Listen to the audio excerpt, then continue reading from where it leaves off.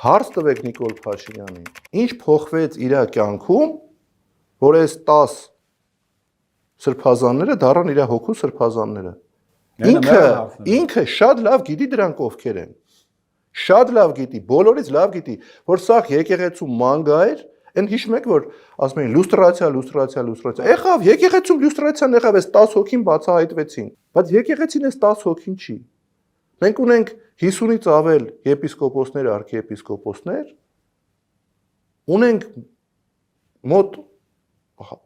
մի քանի 100 հոգևորականներ, ամուսնացյալ քահանաներ, վարդապետեր, աբեղաներ, սարկապա, որոնք իրական հավատավոր ժողովուրդ են, իրական հավատավոր հոգևորականներ, ու նրանք բոլորը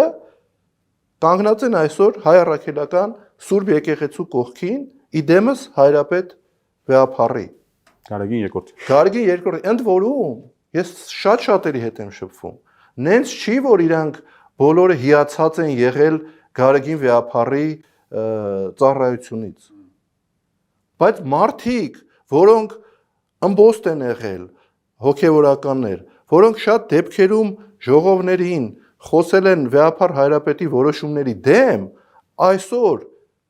մի բռունցք դարձած կանգնած են Վեհափառ հայրապետի կողքը, որովհետև հասկանում են, որ Վեհափառ հայրապետ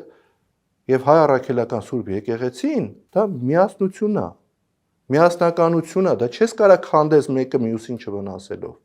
Վեհափառ հայրապետը ախր բոլորը պետք է հասկանան, որ ցանկանայել հրաժարական ներկայացնի, չի կարող, հասկանում եք։ Ասում թող հանգստի կոչվի տեղապահ նշանակենք, ես ինչ անենք եւ։ Բայց այդ իրանք չեն որոշում, դա եկեղեցին է որոշում։ Դա եկեղեցին է որոշում, հասկանում եք։ Հիմա ինչ են ասում են Վեհափառը չի կարող սրանարան կարգալույծ անի, չէ՞։ Մոտավորապես տենց է։ Հիմա մի հատ շատ վատ օրինակ եմ ուզում բերեմ։ Օրինակ կարա Նիկոլ Փաշինյանի կառավարության անդամներից մեկը կա անդիմության կազմակերպված